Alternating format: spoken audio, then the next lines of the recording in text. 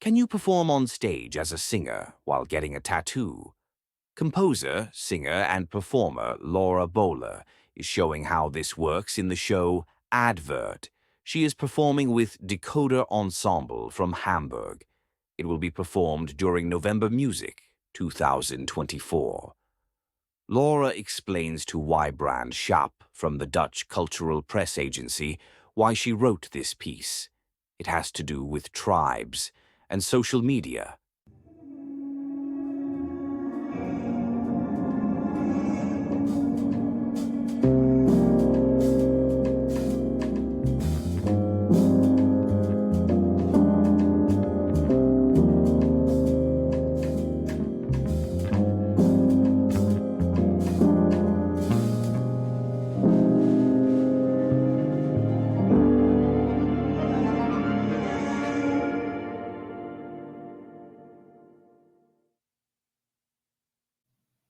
Laura Bowler, welcome. You are in England right now, I think? Yeah, I am in England. I'm in Macclesfield, which is in the Peak District.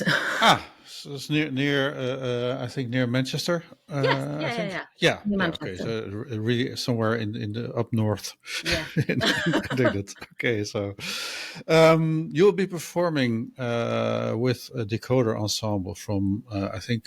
Is it Hamburg? Yes, Hamburg. Yeah. On November Music, a piece called Advert, and I read in the notes from Decoder Ensemble that it's about tribalism and about defining tribes through social media. So my first question, surely, is what tribe are you from?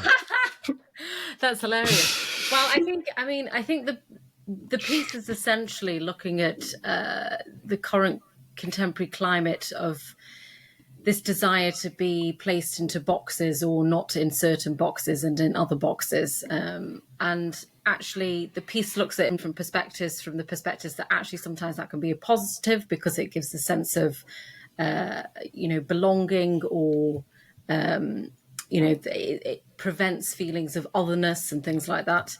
But in the same vein, it also kind of almost segregates society in different ways.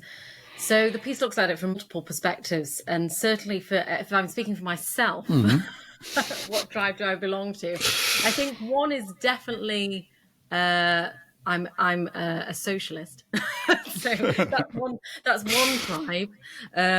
But aside from that, I suppose I would say I cross over lots of different borderlines, which is personally what I believe, that we all cross different borderlines, and we belong to many, obviously, different contemporary tribes.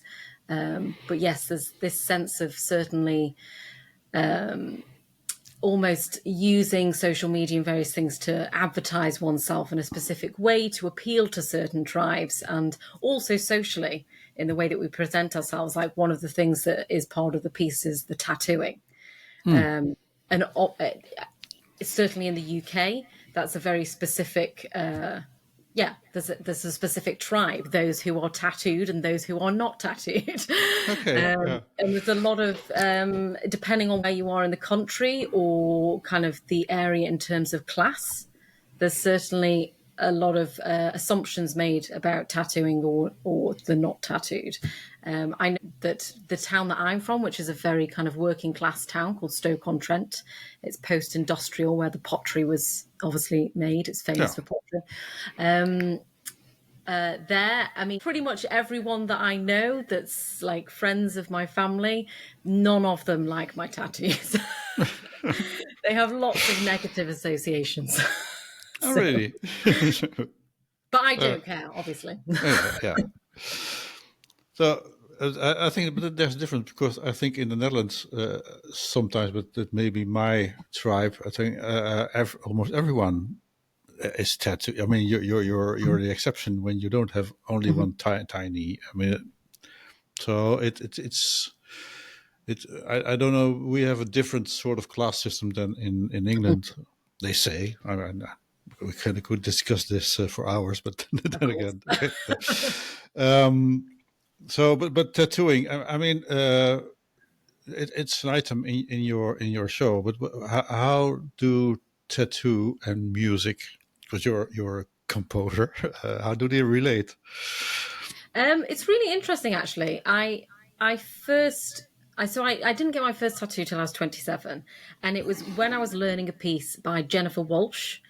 She wrote a piece for me in which I had to train as a boxer full time for 3 months Yeah. in order to be convincing as a boxer.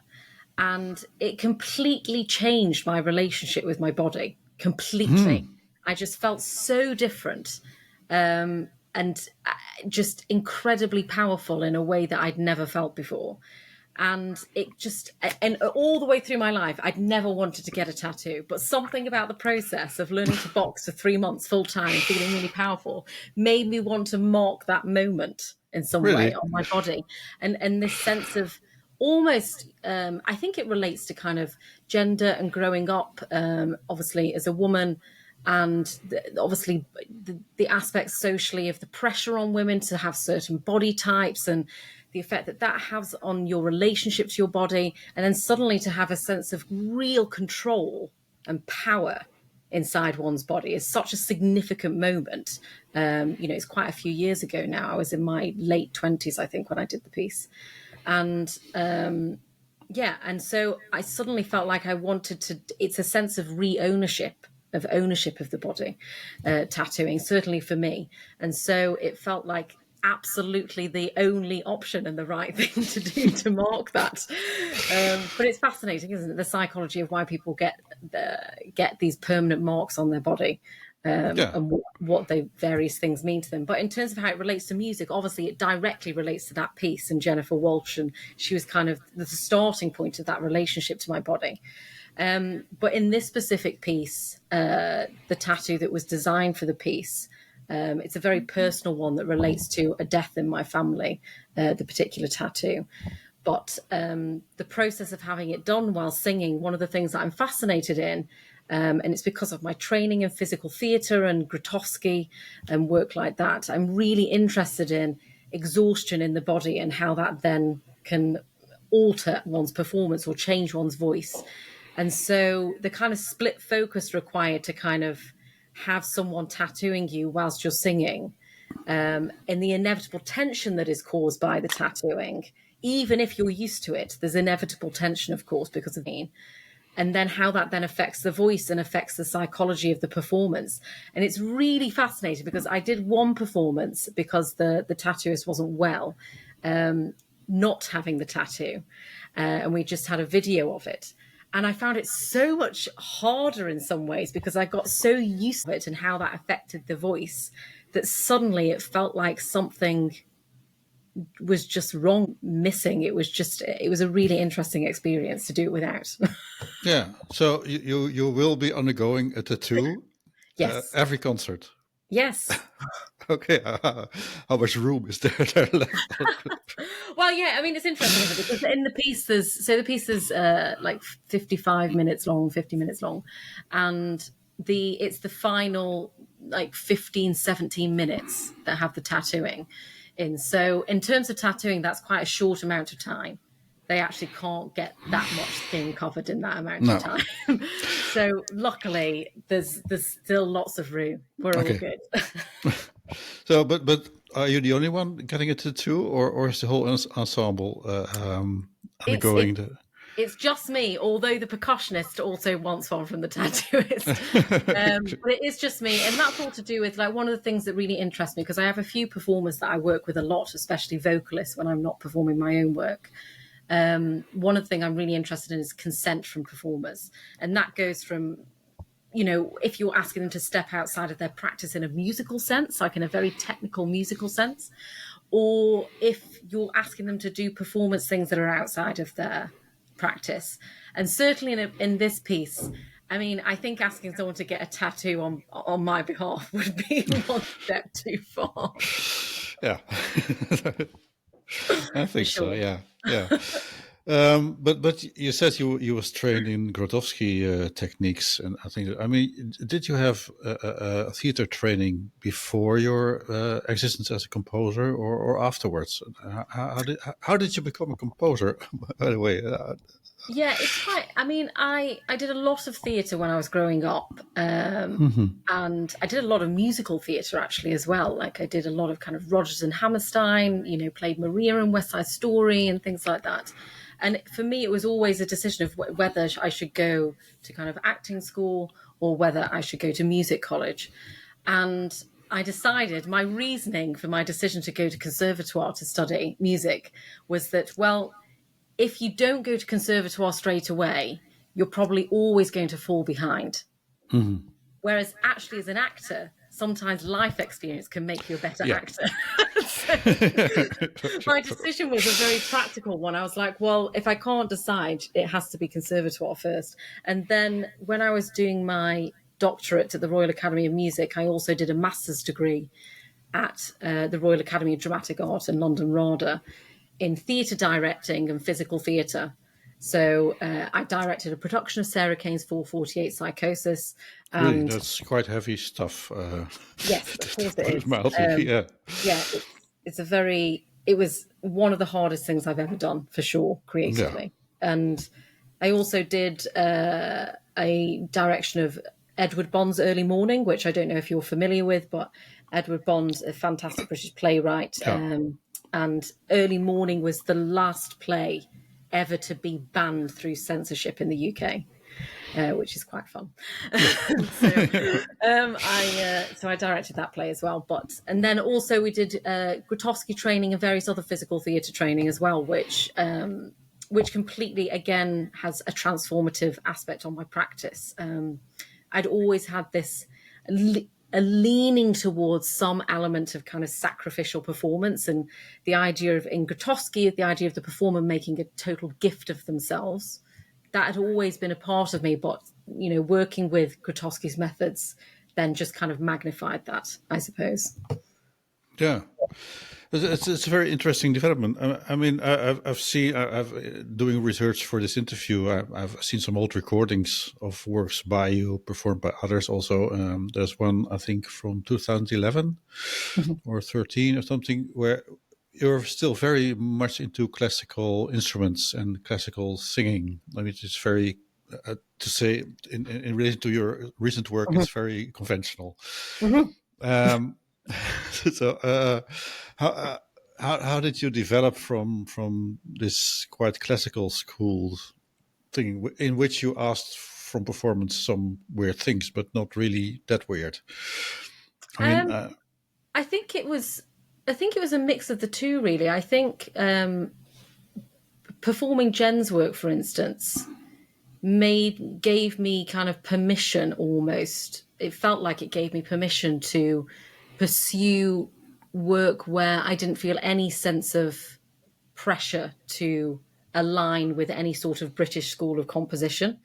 And it just kind of made me go, well, I'm just going to do what I want to do instead of align with anything. I think it was partly that, but partly also, I think it's really just a confidence thing to allow yourself to bring all the different parts of yourself together.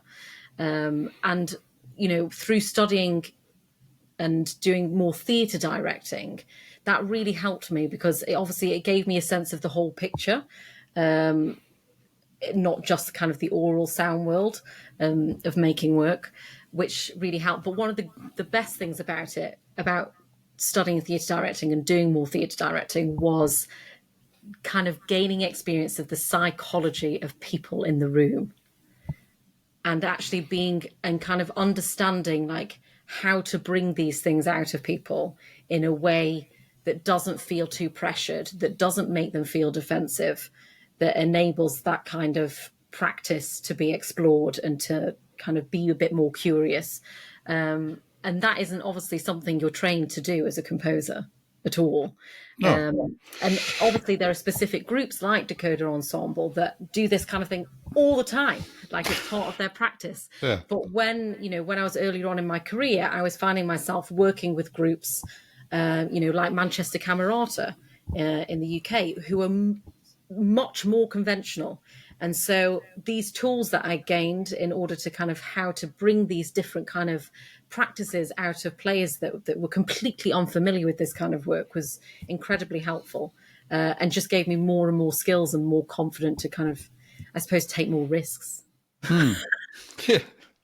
So I also had an interview with Apple. Enno, I forgot his name. Sorry, Enno Popper. Enno Popper. Yes, that is. I was mixing them up. He told me that well, there was much more freedom now for composers to work because the ensemble culture was much more developed.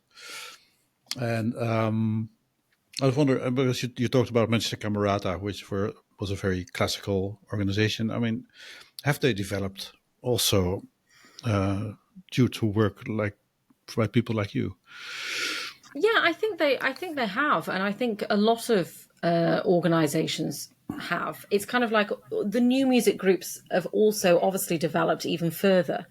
But I think the organisations that are maybe more traditional and kind of play more canonic repertoire, certainly there are quite a lot in the UK who have developed and are asking questions about how we present the work. Are there things that we can bring into the space that can help it communicate better? Do we have to always absolutely kind of rigorously do what's in the score? Can we actually pull that apart? What happens if we do? And so I think there are certainly groups that are moving steps towards, just experimenting more and being more curious about the art form. I suppose one of the things that's always fascinated me is if you take, like if you look at Shakespeare and the amount of deconstruction of Shakespeare that has happened in theatre in various forms and different ways, and just kind of people just, brutally just, taking it apart, cutting it to pieces, putting it back together. And yet still in classical music, we have this kind of revering of the score, and like, the I always say the music by dead old white guys. We have that kind of revering of it, and I find it fascinating. But there are certainly groups that are questioning that and going, what happens if we deconstruct this, or to, do other things to it, for sure. Yeah, I'm very much interested in that, because I have a lot of discussions here, because there's also we have the real classical movement in music, which is even against directors. I mean, and because they think that the theater tradition, which is about deconstruction, I mean, in Holland we never perform a straight Shakespeare. I mean, that doesn't happen here. So I wonder, because it's not really still in the classical scene to say, well, we play Beethoven, but we leave out the middle part because it's so boring, or I mean, or we change it by place. We mix it in with the Beatles and do something, and then some underworld, and then we end with the Fifth. So, I love that. I think someone should do that. I think so too. But this mix-up culture is not. It's what sets classical music apart, I think, and opera also. Because then you're working in both genres. So how do you go about being still this young and upcoming generation of new music composers into this bastion of old culture? I think, for me, because I can obviously only speak for myself, I just kind of rigorously just investigate and do and make just what I want to make, regardless of that fact, regardless of the fact that people, may question the reasons for it. So, for instance, I've just done a piece. I had a piece premiered last week, 2 weeks ago, called Deconstructing Pierrot, where I kind of brazenly take bits and slash bits and pull bits apart of Pierrot Lunaire and turn it into something new, and ask questions about the text and the vocal writing for the voice in it. And I suppose that's the most direct thing that I've done in terms of, questioning this practice in classical music and the revering of the score. And I'll admit that I was a bit apprehensive about it, because I was kind of a bit like, oh, some people might have a real problem with this. But then I thought, well, the chances are the people that have a real problem with it would probably have a real problem with my work in the first place. So actually, I just thought, well, I should just do it because it's what I want to do, and I've got my reasons for doing it, and I think it's creatively interesting to ask these questions. And I think it's also about finding your people in the circles that you're working in. And so, for instance, like me working with Decoder Ensemble, very much kind of my people. They make a lot of multidisciplinary work. They're really eager to do theatrical elements in their work. And, Carola, the clarinetist, has learned how to box for the piece. So there's lots of kind of also sharing of skills, because I taught Carola how to box, which I learned from Jenny, for Jennifer Walsh's piece. So there's a lovely kind of continuation of that practice going through, which is quite nice. But so I think it's also about that. But I also find it really interesting when you get the opportunity to work with people who are outside of that and see how far you can push it. Essentially, like I did a couple of years ago. I was asked to do an arrangement of Wagner's The Flying Dutchman for a group called Opera Up Close, who are a small touring chamber opera company in the UK. And I mean, I jumped at the chance because I was like, great, I can just, pull apart Wagner. Great fun. And, I stuck an accordion in it and things like that, and electronics. And I kind of jumped at that chance. And it was really interesting because they had kind of gone, it's almost impossible to go to be, almost respectful when you reduce a Wagner opera score to 7 instruments. You kind of, there's something about it that's inherently disrespectful. So I kind of thought, well, if they're willing to do that in the first place, then how far can I then push that? And it was really fascinating to do that. And, I completely rewrote some of the arias in it, although obviously influenced by the original. And it was a really fascinating experience. So I think it's just about at what stage different groups are at, different organizations, and taking it step by step. And some, I think, interestingly, it's not necessarily always the organization. Like, I've certainly had experience where, a big institution has been really interested in asking questions about their art form, and I've created work, but actually sometimes it can be the audience that don't want it, rather than they don't want to be pushed. It's not always necessarily the institution, I think. Yeah, talking about audience, I mean, there is an audience for new contemporary music, composed music, but how is it developing in your, well, not in your tribe, but in your world of the where you move with your compositions and ensembles? Yeah, it's really interesting. I mostly work in Europe rather than the UK. I think there's a reason for that. And I think that's there is a slight shift at the moment in the UK. There's a few festivals aside from this, like HCMF and Sound Festival, for instance, are aside from this. There's a kind of shift to making work that kind of crosses over with pop culture quite a lot. That's happening in the UK. And so you're seeing that in orchestras and also some of the festivals. And certainly there's a few ensembles that are really grasping onto that, because obviously that increases audiences, and it's a way to reach new audiences as well, both in terms of the marketing and the content. So that's something that's definitely happening in the UK at the moment. And also work that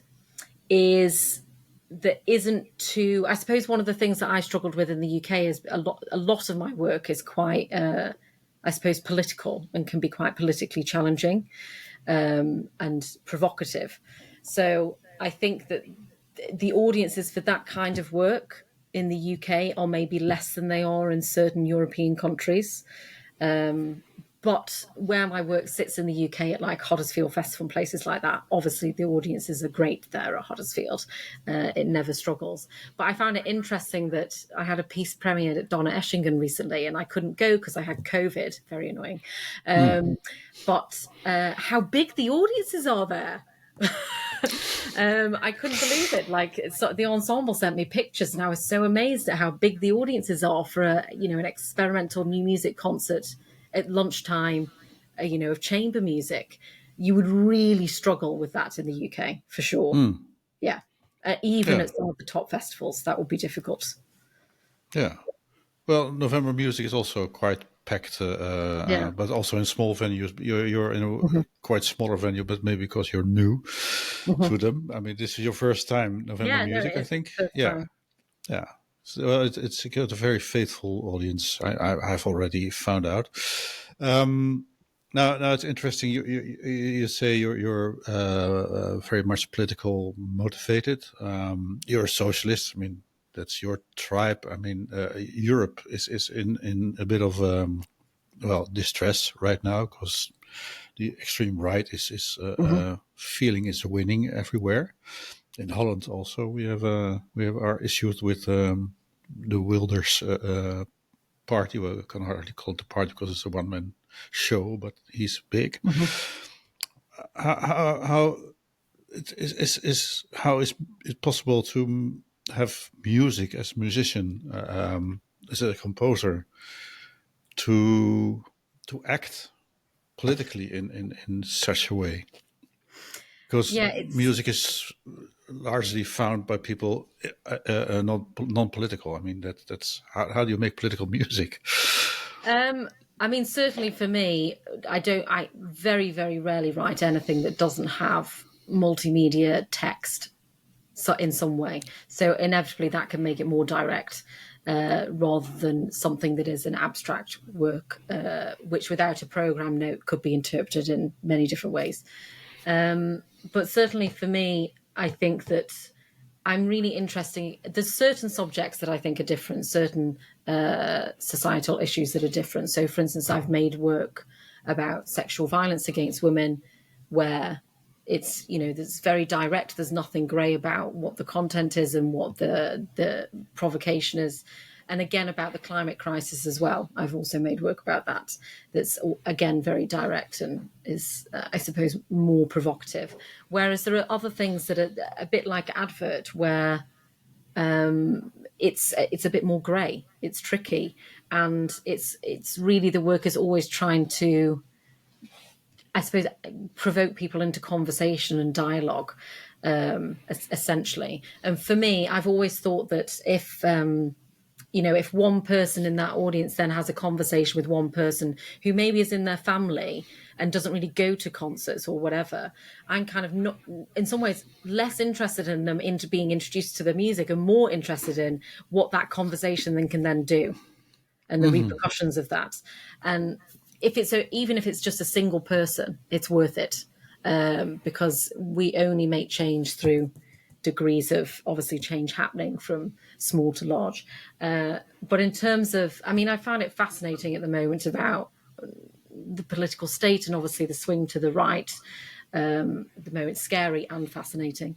And I think I was recently reading a lot about kind of disinformation and misinformation and, the kind of losing control of the information that people receive, especially through online forms, and the danger of that and the influence of that on the political shift.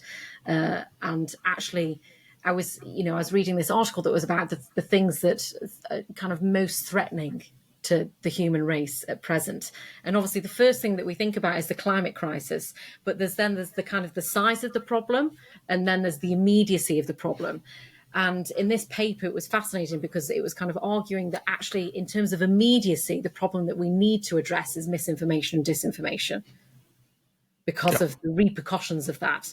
And so actually, that's the primary And then, kind of everything else should fall into place if that is then tackled. But I certainly don't have any solutions. I can only ask questions and think about it. I think it requires people that know much more about AI and various things in order to solve that. Or maybe the people that don't know anything about AI possibly will be useful. But yeah, I think it's a very frightening time. And I find it very difficult to make work that doesn't ask these questions and doesn't attempt to provoke dialogue.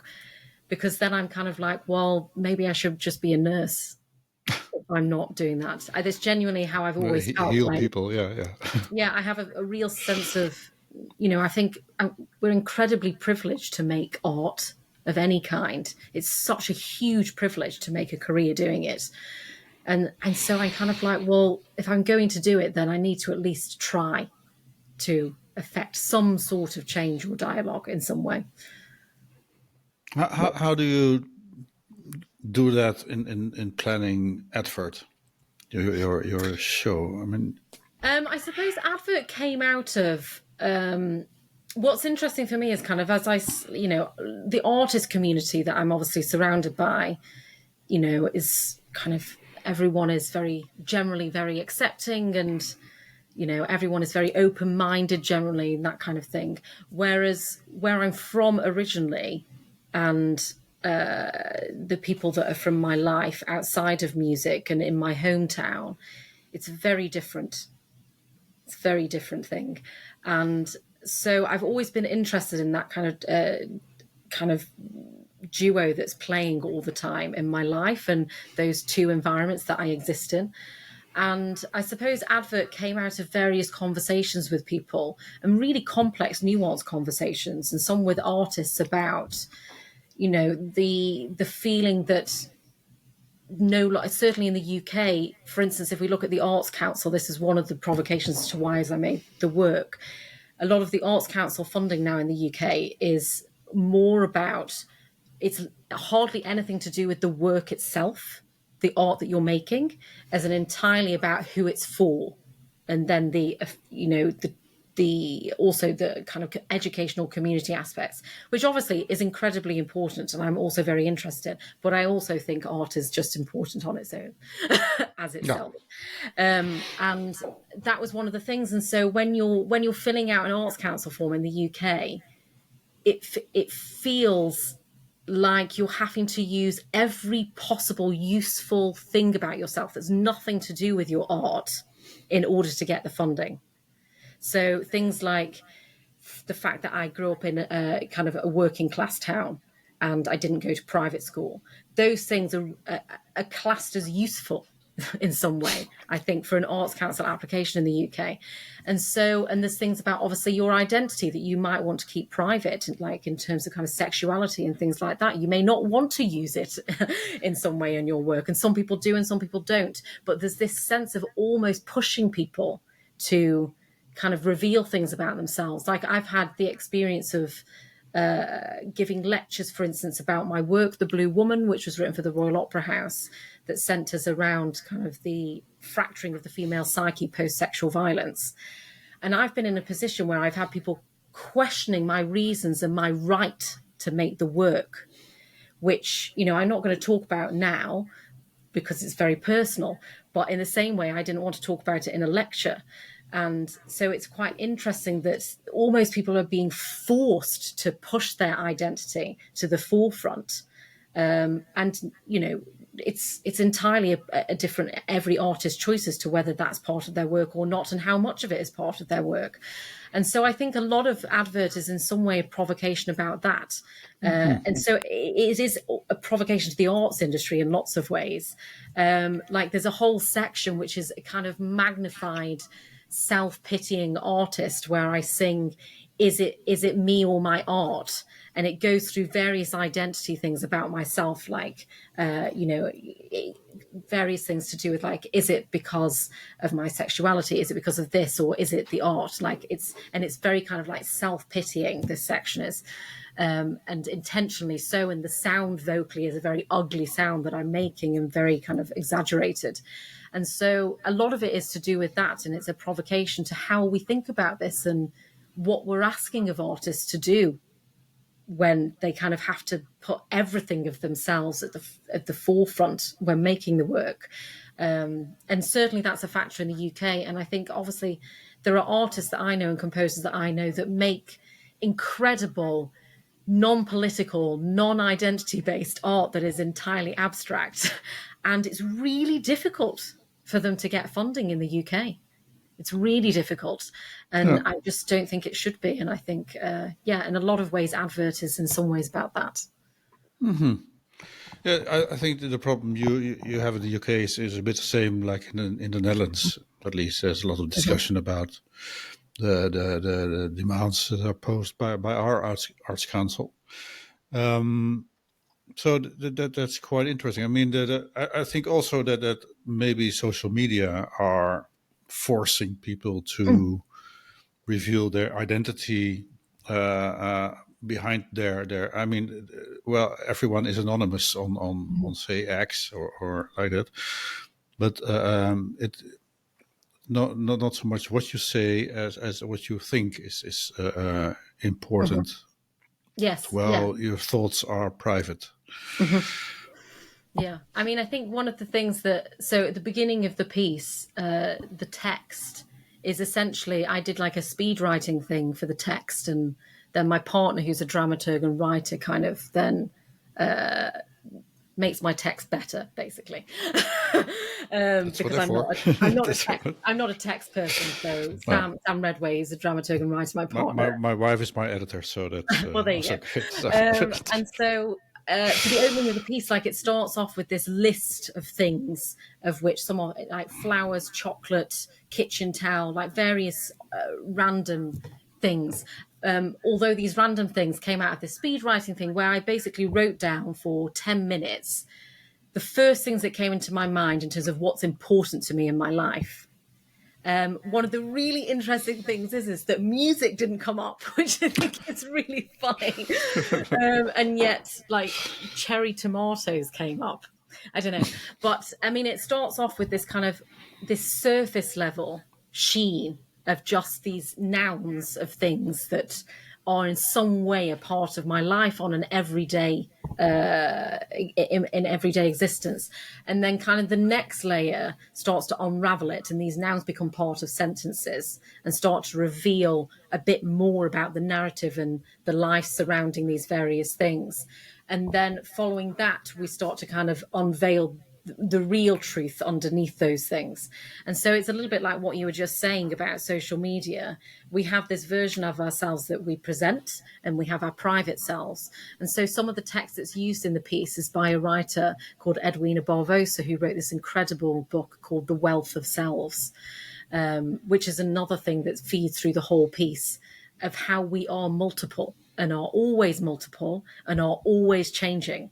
And that is a factor that I certainly align with myself in terms of my own identity. And so the piece also looks at that in a sense that, you know, this is me, but this is also me. And you can be this, but you might also be this, which you might not like. There's this idea that if we agree on certainly one thing political, for instance, that means that we sit in this camp, but actually, people are nuanced, people are complex. And so actually you might be in agreement with someone about, 20 different things. And then there's this other thing that completely divides you. And in some senses, we have a space now where some of those things, if they are potent enough, can then prevent people from having a kind of meaningful dialogue about this. And it becomes a reason to hate the person because they don't sit in the same bracket. And I kind of strongly believe in empathy is better than that. We should, for instance, like, on a very one-to-one level, like my brother has completely different politics to me. And I disagree with so many things that he thinks, but that doesn't necessarily mean that he's just a bad person. I think it's quite interesting that people can have completely opposing views, but there's always something. And I'm more interested in going, what is it that makes you have that view? What is it that makes you have that fear sometimes is obviously can quite often be a thing that makes people have certain views. And I'm interested in having that dialogue rather than writing people off a lot of the time, I think. Well, then I say that on that note, which is, I think I stole that from some old talk show host, I think. But I think it's a very, very interesting point you're making. And I think it will be very interesting for people to go and listen to your concert and to watch your concert also. But I think it's a multi-sensory experience. And nice to have spoken to the multitude of you. Part of it. So we know a little bit more about your tribe, and I'm very much interested in listening to the concert. So thanks so much. Thanks so much for chatting to me. It's great. Great. Thank you very much. As well. Yeah. I'll just finish.